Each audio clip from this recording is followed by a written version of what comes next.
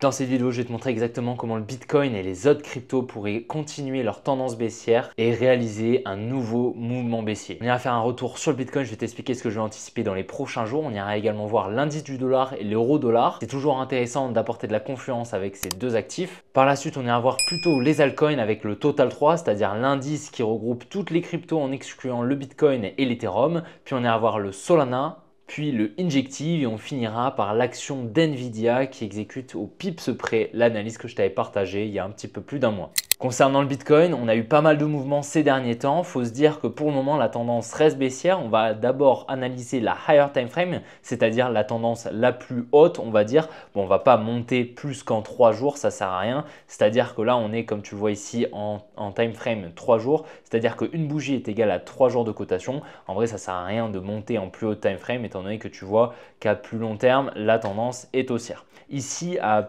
plus moyen terme, d'accord, on va dire, donc en time frame 3 jours, on voit clairement que la tendance est baissière. Ok, on a donc un high protégé juste là au niveau des 99 500 $. Et notre target, c'est donc la demand forte ici. Donc ce mouvement baissier avant l'expansion haussière, tu vois, ici on a une demand qui est intéressante parce qu'elle est venue mitigater tout ce qu'il y a juste avant. C'est la demand des 73 000 $. Ok, ça c'est notre target du biais baissier. On a donc un biais baissier et notre target, notre première target, c'est ici les 72 000 $. On remarque ici très bien une jolie trendline haussière. Cette trendline haussière, il faut se dire qu'elle incite beaucoup d'intervenants à se placer à l'achat comme ceci, donc avec un stop loss juste en dessous de cette trendline, donc environ au niveau des 73 000 $, là justement où on remarque notre target. Ok, faut se dire que le jour où on va venir casser la trendline haussière, ce qui selon moi est extrêmement probable, il y a énormément d'intervenants qui trade donc avec ces tendances, ces droits de tendance, d'accord, et ça donc définit leur tendance, c'est-à-dire leur direction de prix.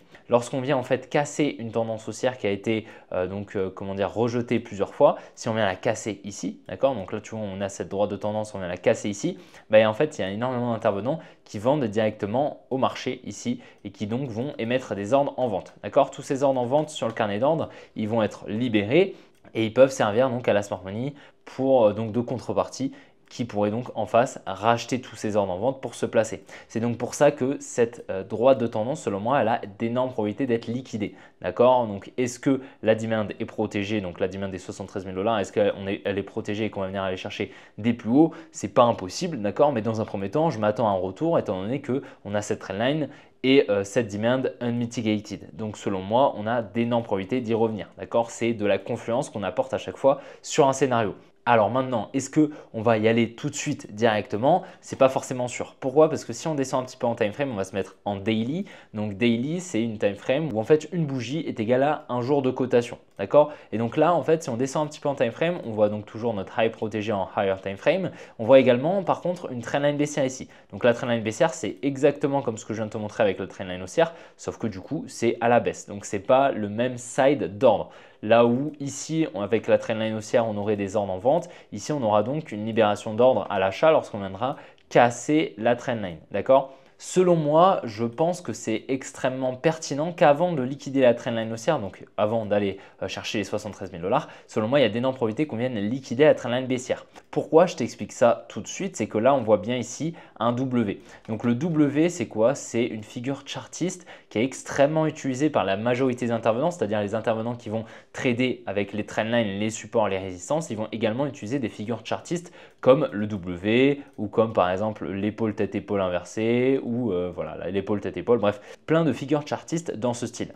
Le W est extrêmement utilisé comme confirmation. Là où moi, j'ai plutôt utilisé des accumulations pour justement ma confirmation, la majorité d'intervenants vont utiliser des W ou des M. Ok, et donc, généralement, ils vont se placer ici à la cassure de la neckline. La neckline, c'est tout simplement la ligne de cou de ce W. Et donc, au niveau de cette neckline, lorsqu'on va venir la casser, il y a ici énormément d'intervenants qui vont se placer directement à l'achat avec un stop loss juste en dessous. D'accord? Donc, ça va libérer beaucoup d'ordres à l'achat. Cette neckline, je te l'ai repérée, je te l'ai mise en valeur juste là, elle est au niveau des 95 000 $. Ok? Si justement on a ce mouvement haussier, qu'on vient casser directement la trendline, on viendra casser également la neckline de ce W. Donc, il y aura d'énormes quantités d'ordres à l'achat qui seront libérées juste là, d'accord? On est bien d'accord, hein, ok?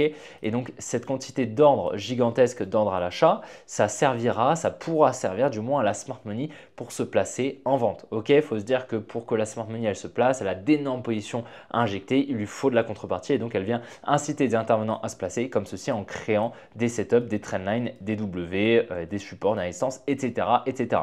Donc si on vient à réintégrer ce support, qu'on vient casser ce W et qu'on vient casser ici cette trendline baissière, il y a énormément d'intervenants qui vont passer haussier. Ok, ça va leur apporter beaucoup de confluence. Et donc je pense qu'il y aura une grosse libération à l'achat qui permettrait à la smart money en face de se placer en vente. Ok, donc c'est pour ça que ici ce high, ce protected high, pour moi il est protégé, mais ça ne m'étonnerait pas qu'on vienne casser donc la neckline, la trendline, qu'on vienne distribuer tout doucement. Ok, donc on ait une petite latéralisation. Donc de quelques heures, quelques jours, qu'on vienne liquider potentiellement ici ce high, ok, étant donné que tu vois on a des highs ici qui créent une petite résistance où devrait y avoir selon moi pas mal de stop loss, hein, donc notamment le protected high. Pour moi ça ne m'étonnerait pas qu'on mèche juste au-dessus, qu'on casse la structure, boum, et ensuite on vient récupérer notre demand. Selon moi c'est vraiment ce qui a le plus de probabilité d'arriver. Et en tout cas, c'est clairement le scénario que je vais surveiller. Ici, tu peux être sûr que si on vient directement là dans les prochaines heures ou les prochains jours directement effectuer un mouvement haussier et venir liquider cette trendline et cette neckline, tu peux être sûr qu'ici, je chercherai clairement une entrée en vente. Ok, donc si j'ai une distribution, c'est-à-dire ma confirmation pour entrer, clairement, je n'hésiterai pas pour aller target donc les 73 000 $.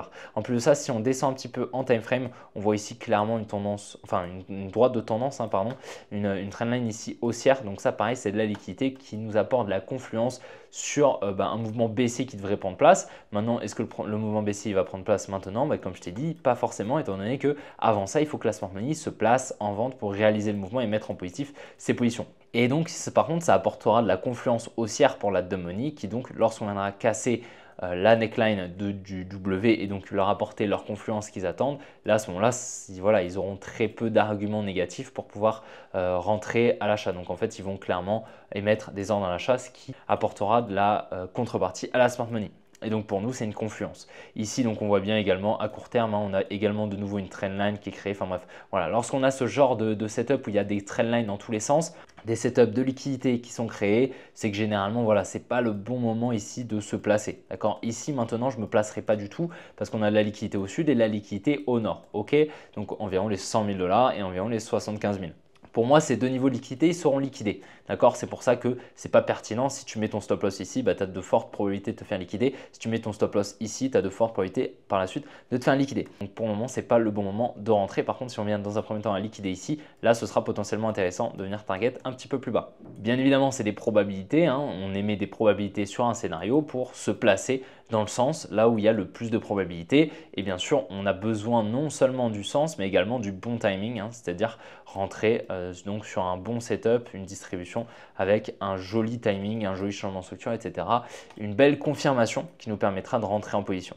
Là, selon moi, on est clairement sur une redistribution. Une redistribution, c'est tout simplement un setup qui nous permet de tout simplement entamer une deuxième expansion baissière. Donc, une première expansion baissière. Et là, on vient donc redistribuer. Tac, on vient créer une petite crique. On vient distribuer, boum. Et ensuite, on effectue une deuxième expansion baissière. Et je pense clairement que là, on est en plein dedans. Et donc, la smart money est en train de se replacer. Et donc, c'est pour cela qu'elle crée de la liquidité pour par la suite récupérer la contrepartie. Au sein de l'académie, il y a déjà plusieurs semaines, j'avais partagé ici ce billet baissier à court terme que j'avais sur le DXY. Le DXY, c'est quoi? C'est l'indice du dollar. Comme tu peux le voir, le billet baissier s'est parfaitement réalisé. On est venu récupérer la demand des 104 points comme anticipé. Donc ça, c'est parfait. Un billet baissier qui s'est très très bien réalisé. Ici, selon moi, on n'a pas terminé le billet baissier. Maintenant, est-ce qu'on aura un rebond? Ça ne m'étonnerait pas du tout qu'on ait un petit rebond. Qu'on vient chercher cette supply et par la suite qu'on redistribue, on va chercher donc les liquidités que je viens de te tracer, ce petit support ici qui a été donc conforté juste là, qui donc incite les intervenants à se placer à l'achat. Et donc forcément, selon moi, les liquidités qui sont créées en incitant ces intervenants, pour moi, elles ne sont pas créées pour rien et donc il y a de fortes probabilités qu'on aille les récupérer. Donc pour moi ici, la next target la plus probable, ce sera à mon avis la demand des 101 points, 102 points environ. Voilà, c'est pour moi la prochaine target, donc une petite redistribution pour aller chercher juste là. Alors tout comme le DXY, au sein de l'académie, j'avais partagé mon biais haussier ici pour aller chercher la supply des 1,08, donc l'euro USD, c'est tout simplement une paire Forex. Étant donné que j'avais un biais baissier sur le DXY, donc l'indice du dollar, ça allait donc imprimer un biais haussier sur globalement toutes les paires qui sont contre le dollar, étant donné que le dollar allait avoir une large faiblesse comme anticipé. Et donc ça a permis donc à l'euro USD d'effectuer un gros mouvement haussier qui m'a permis donc de récupérer la supply que j'avais partagée au sein de l'académie. Ok, bien évidemment, si tu souhaites avoir des informations pour l'académie, tu as le premier lien en description et comme tu vois, donc il y a énormément de vidéos, de cours, des dizaines d'heures et on a même un serveur Discord où on peut discuter entre nous. Également, je te partage mes analyses au sein de cette académie. On voit bien ici une très jolie liquidation de trendline ici qui a pris place où justement la smart money ici s'est placée dans la belle réaccumulation qui a pris place. Donc tu vois, on avait une trendline haussière, on est venu la casser, ce qui a libéré beaucoup d'ordres en vente. En face, la smart money s'est placée pour par la suite mettre en positif ses positions et exécuter ce biais haussier. D'accord ?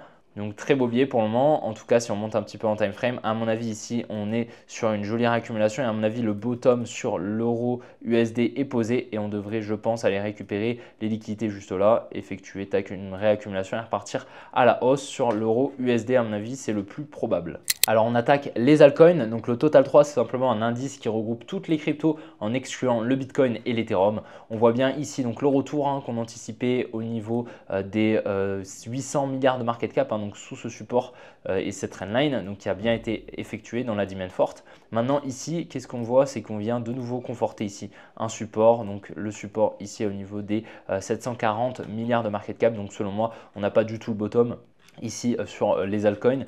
Pour moi, il y a d'énormes probabilités de venir récupérer ici tout ce bloc baissier, cette demand au niveau des 640 milliards de market cap. Et à mon avis, voilà, on devrait entamer un mouvement baissier. Après, étant donné que j'attends un mouvement haussier sur le Bitcoin, on pourrait avoir une petite liquidation ici de ces highs pour par la suite aller récupérer cette demand. En tout cas, pour moi, vraiment, là, on n'a pas du tout de bottom, d'accord? Pas du tout. Là où c'était beaucoup plus pertinent ici, où on vient, tu vois, récupérer tous les lows, etc. Là, pour moi, là, c'est pas du tout pertinent. On a un support, on vient créer de la liquidité. On devrait venir récupérer ici cette demand. Donc clairement pour le moment on n'est pas selon moi sur un bon niveau pour se placer sur les altcoins. Il est beaucoup plus pertinent en tout cas d'attendre un retour ici dans la demand forte, juste là au niveau des 640 milliards de market cap. Cela conflue bien avec le biais que j'ai sur le Solana, que je t'ai déjà partagé, mais comme tu le vois ici, on vient conforter un énorme support. On a toujours ce biais baissier depuis qu'on est venu casser ici ce low à long terme des 170 $. On a donc ce biais baissier, on est revenu chercher la supply, on en avait parlé il y a quelques jours. Et à présent, tu vois, on est en train de créer une trendline haussière ici, donc qui augmente les probabilités qu'on aille liquider le niveau des 125 $. Ici, clairement, je pense qu'on va continuer la baisse. On a le Protected High qui est juste là au niveau des 205 $. Voilà, si tu veux noter. On a donc ce gros support qui vient inciter énormément d'intervenants à se placer avec également cette grosse trendline. D'accord, donc il y a énormément d'intervenants ici qui viennent directement acheter. Ok, et donc ça crée beaucoup de liquidités juste en dessous. On a également donc beaucoup de liquidités qui seront libérées au niveau de la cassure du support, d'accord, lorsqu'on viendra le casser. Voilà, il y aura énormément d'ordres qui vont être libérés en vente, d'accord, des gens tout simplement, des intervenants qui vont vendre, d'accord, directement. Et donc selon moi, voilà, ça augmente énormément les probabilités qu'on aille récupérer ce support. Tous ces ordres en vente, qui vont être exécutés donc, sur le carnet d'ordre, ils peuvent soit servir de contrepartie à la smart money. À ce moment-là, la smart money elle va accumuler ici, tac, et on va repartir à la hausse, ok, pour mettre en positif ses positions. Soit tout simplement ces ordres ils vont être exécutés sur le carnet d'ordre directement. Personne ne va servir de contrepartie. Tous les ordres ils vont être exécutés sur le carnet d'ordre et donc ça va faire décaler le carnet d'ordre et le faire baisser le prix du Solana tout simplement. Donc selon moi, la deuxième option est la plus probable. En tout cas ici, je vois clairement pas de zone intéressante de retournement, ok. Maintenant, bien évidemment, on verra si bien sûr on a une belle accumulation ici qui prend place. Ce sera potentiellement intéressant, mais tu vois ici, ce lot pour moi, il va être liquidé. Le lot des 78 $, c'est vraiment pas impossible qu'il soit liquidé. En tout cas, je vois pas clairement de belle demand par là pour justement servir donc de retournement. D'accord. Là ici, je vois clairement beaucoup de liquidité, ça c'est évident, et on voit même une très grosse distribution ici qui pourrait donc permettre une potentielle gigantesque réaccumulation, d'accord? C'est pas impossible qu'on effectue quelque chose comme ça, tac, et ensuite on repart. Alors aller aussi bas, je sais pas, ok, mais voilà, à peu près faire quelque chose comme ça, tu vois. C'est pas du tout impossible. En tout cas, pour moi, là, l'order flow, le biais est clairement baissier et on devrait venir récupérer tout ce support. Donc, ça conflue avec le biais que j'ai sur le Total 3. Sur l'injective, on se rapproche très fortement ici de la demand forte au niveau des 9,5 $. Donc, c'est une analyse que j'ai déjà depuis un moment. Pour le moment, le biais reste baissier, ok, et on devrait venir chercher cette demand au niveau des 9,5. Ici, comme tu vois, on s'en rapproche très fortement. Je t'avais expliqué la grosse confluence que j'avais ici avec donc ce support, cette résistance qui avait donc ici permis dans cette demand un transfert moins fortement faible pour la smart money et donc elle viendrait potentiellement protéger ces positions à l'achat injectées ici, ces dernières grosses positions injectées. D'accord, ici il y a eu très peu de positions injectées, c'est pour ça que cette demand ici au niveau des 17 $ n'était pas protégée. Par contre, celle-ci, à mon avis, il y aura au minimum une redistribution, donc une grosse réaction, d'accord, si on doit aller plus bas. Ou alors, elle sera tout simplement protégée, on ira chercher beaucoup plus haut, d'accord. Donc en tout cas, c'est une zone que j'attends de pied ferme, donc les environ un petit peu en dessous des 9 $, d'accord. Selon moi, le retour sur Injective est extrêmement probable. Sur l'action de Nvidia, d'accord, donc le ticker NVDA, je t'avais partagé il y a un petit peu plus d'un mois cette analyse, donc je m'attendais ici, tu vois, on avait une jolie accumulation, je m'attendais à la récupération de la tiers juste ici, que je t'avais marqué en rouge, boum, on vient distribuer juste au-dessus, on vient combler le gap juste là, et on vient récupérer par la suite la demand sous le support. Donc je vais te montrer ce qui s'est passé, mais c'est plutôt intéressant, d'accord. Je vais mettre ici le graphique juste à côté, et tu vas voir que c'est quand même assez ressemblant. Ok, regarde, on a donc eu l'accumulation dont je te parlais juste là. On vient récupérer la tiers juste ici, donc la tiers de l'accumulation.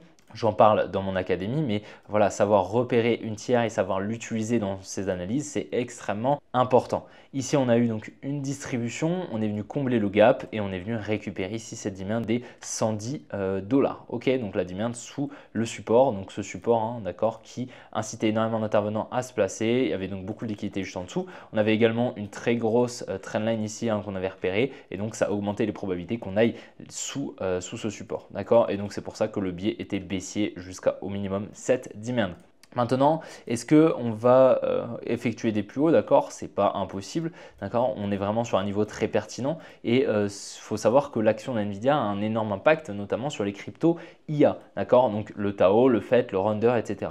Personnellement, ici, je ne vois pas actuellement de retournement, donc il va falloir potentiellement attendre ici donc, une accumulation, quelque chose de pertinent, d'accord, où on voit clairement que la smart money se place à l'achat. Pour le moment, clairement, je ne le vois pas. Donc je vais patienter, mais en tout cas, ça ne m'étonnerait pas hein, si on monte un petit peu en time frame, qu'on retrace davantage, d'accord, et qu'on aille chercher donc peut-être ici ce low au niveau des 87 $. Tu vois, on a un petit support ici qui a été créé, donc peut-être qu'on pourrait venir le liquider. En tout cas, pour le moment, le biais reste baissier à court terme et donc on attendrait potentiellement un retournement avec une accumulation pertinente ici dans cette zone des 115 $. J'espère vraiment que la vidéo t'a plu. Si c'est le cas, n'hésite vraiment pas à la liker et à t'abonner si ce n'est pas déjà fait. Si tu souhaites rejoindre l'académie, n'hésite vraiment pas à réserver un appel avec un membre de mon équipe afin d'en discuter. Et en tout cas, on se retrouve très bientôt pour une prochaine vidéo. Allez, ciao les gars!